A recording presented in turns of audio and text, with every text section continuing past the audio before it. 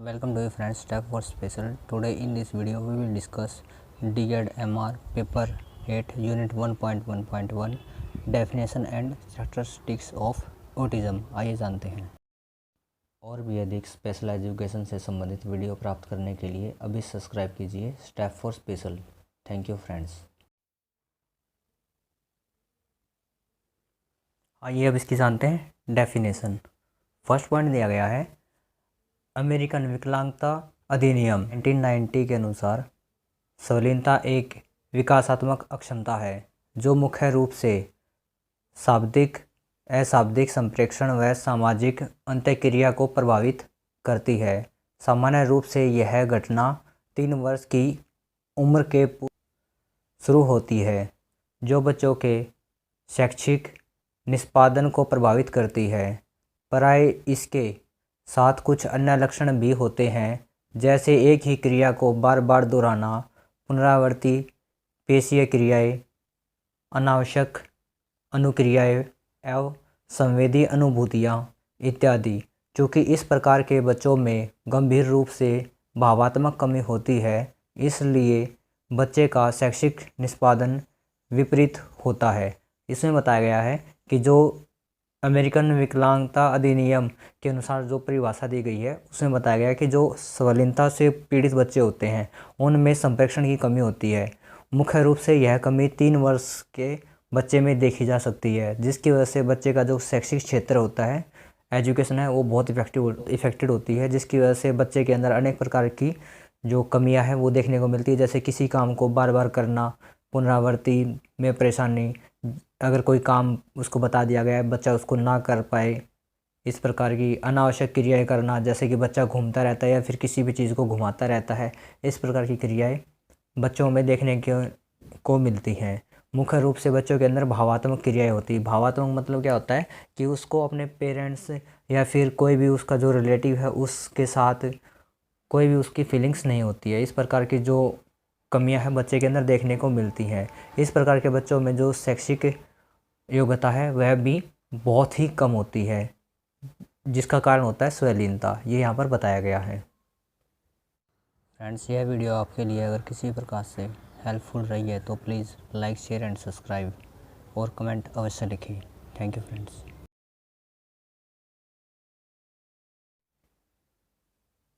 आइए आगे जानते हैं संवेदनशीलता के लक्षण।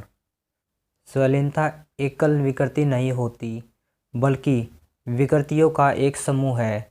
इसके अंतर्गत कई विकृतियाँ आती हैं, जिससे इन बच्चों में कई प्रकार के लक्षण जैसे भाषा व संप्रेषण में कमी, सामाजिक अलगाव, पुनरावर्ती व्यवहार इत्यादि कई प्रकार के लक्षण परिलक्षित होते हैं।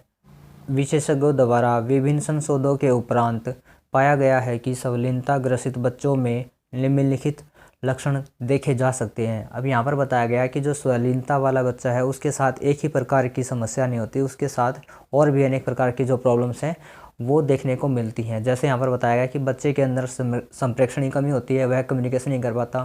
सामाजिक अलगाववाद मतलब कि बच्चा सोशल नहीं हो पाता, पेरेंट्स के साथ या फिर कोर रिलेटिव होते हैं उसके, उनके साथ अच्छे से नहीं कम्युनिकेट कर पाता और उनके साथ जो सोशल व्यवहार है वो भी नहीं कर पाता। पुनरावर्ती व्यवहार, बच्चा बार बार किसी भी एक एक्टिविटी को दोहराता रहता है, जैसे वो हैंड फ्लिप करता रहता है और किसी भी चीज़ को देखता रहता है। और खासकर इन ऐसे बच्चों का जो इंटरेस्ट होता है मैकेनिकल चीज़ों के ऊपर ज़्यादा होता है। जैसे कोई भी टॉय अगर हम ले लेते हैं तो उसके टायर को घुमाने की जो प्रक्रिया है वो उसको देखता रहेगा, लाइट का जो स्पार्किंग हो रही है वो उसको देखता रहेगा, अगर फ़ैन है रनिंग मोड में है तो वो उसको देखता रहेगा, उसकी जो पुनरावृत्ति की जो सिचुएशन है उसके ऊपर ही इन्वॉल्व रहता है। बच्चे के अंदर इस प्रकार की जो समस्याएं हैं देखने को मिलती हैं। और बच्चे के अंदर और भी कई प्रकार के लक्षण हैं जो देखे जाते हैं, आइए उनके बारे में जानते हैं। फर्स्ट दिया गया है यहाँ पर व्यवहारात्मक विशेषता, बिहेवियर इशू। आइए इसके बारे में जानते हैं। सामाजिक संबंधों में गुणात्मक कमी संलिंगता का एक प्रमुख लक्षण है।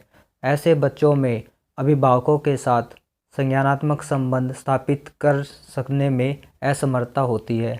ऐसे बच्चों में सामाजिक मुस्कान, सोशल स्माइल होती है जो उसका अभाव पाया जाता है। ऐसे बच्चे प्राय बातचीत करते वक्त या अंतःक्रिया करते समय आँखों से आँखें मिलाने में असमर्थ होते हैं। ऐसे बच्चे स्कूल जाने की उम्र आने पर दोस्त बनाने में अथवा संबंधों को जोड़ने में असमर्थ रहते हैं। इनके साथ साथियों की संख्या नगण्य के बराबर होती है। इसमें प्रानुभूति के गुणों का अभाव पाया जाता है। यहाँ पर बताया गया कि जो संवेदनशीलता वाला बच्चा होता है उसके अंदर जो सोशल कम्युनिकेशन है, जो सोशल रिलेशनशिप है, उसको देखें तो बच्चे के अंदर सोशल स्माइल है वो नहीं मिल पाती है। जब बच्चा स्कूल में जाना स्टार्ट करता है तो वहाँ पर उसके दोस्तों की संख्या बहुत कम होती है, क्योंकि वह किसी से अगर कम्युनिकेट ही नहीं कर पाएगा तो उसके दोस्त नहीं बनेंगे। सोशली हम देखते हैं कि जो बच्चे अच्छे से कम्युनिकेट कर पाते हैं, जो बच्चे दूसरों के साथ पार्टिसिपेट करते हैं गेम्स में या अदर एक्टिविटी में, तो उनका जो फ्रेंड सर्कल है वो स्ट्रॉन्ग होता है और उसके बहुत से दोस्त बन जाते हैं उस बच्चे के। लेकिन यहाँ पर देखा जाता है कि जो बच्चे संवेदनशीलता से पीड़ित हैं उनके साथ कोई भी दोस्ती करना या फिर उनके जो भी बिहेवियरल इशू है उसकी वजह से कोई भी उनको इम्पोर्टेंस नहीं देता और उनके साथ ग्रुप में या फिर उनके साथ फ्रेंडशिप नहीं कर पाता। ये यहाँ पर बताया गया है। बी ऑप्शन दिया गया है इसमें, भाषा संबंधित विकृति। आइए इसमें जानते हैं जो लैंग्वेज रिलेटेड इशू हैं उसके अंदर क्या होता है। ऐसे बच्चों में भाषा विकास में काफ़ी क्षति एवं असमानता दिखाई देती है। ऐसे बच्चों में भाषा का विकास प्राय देरी से होता है। यदि इन बच्चों में भाषा का विकास होता भी है तो उन्हें बातचीत को शुरू करने, उसे बनाए रखने तथा उन्हें अंत करने में काफ़ी कठिनाई का अनुभव होता है। ऐसे बच्चों में इकोलेलिया का लक्षण भी देखने को मिलता है। यहाँ पर बताया गया कि जब बच्चे भाषा से संप्रेषण नहीं कर पाते हैं तो वो पराए दूसरों के साथ कम्युनिकेट नहीं कर पाते हैं और उनको यह भी नहीं पता होता कि बातचीत को शुरू कैसे करना है और उसको बनाए कैसे रखना है। अगर क्योंकि हम कोई भी कम्युनिकेशन करते हैं तो उसकी जो ड्यूरेबिलिटी है वो इम्पोर्टेंट्स होती है, जो हमारा मैसेज है दूसरे को देना होता है वो इम्पोर्टेंट होता है, ये यहाँ पर हो पाता है। लेकिन जो ऑटिज्म से संवेदनशीलता से ग्रसित बच्चे हैं उनके अंदर जो इकोलेलिया है उसका गुण मिलता है। मतलब इकोलेलिया मतलब हो जाता है कि वह अकेला रहना या फिर आइसोलेटेड या फिर उसको इंडिविजुअल बोल देते हैं कि बच्चा इंडिविजुअल ही अपने आप को आइडेंटिफाई करता है और वह अपने साथ किसी दूसरे को शामिल नहीं कर पाता। ये यहाँ पर बताया गया है।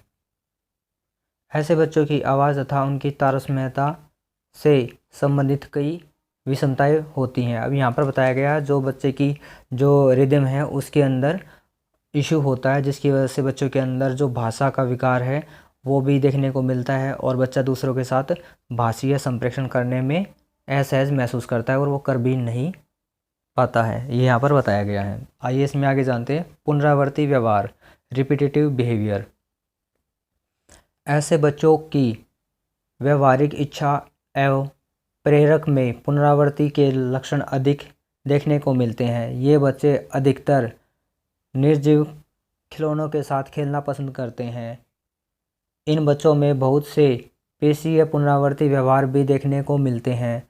ऐसे बच्चे परिवर्तन के विरोध में काफ़ी दृढ़ होते हैं। अतः यदि इन्हें दैनिक जीवन की गतिविधियों में परिवर्तन लाया जाए तो उन्हें बहुत परेशानी की अनुभूति होती है। अब यहाँ पर बताया गया कि बच्चों के अंदर पुनरावर्ती होता जो रिपीटेटिव बिहेवियर होता है उसकी वजह से बच्चों में जो निर्जीव खिलौने होते हैं, जो प्लास्टिक के हम टॉयज़ देखते हैं, उनके साथ बच्चे खेलना ज़्यादा पसंद करते हैं।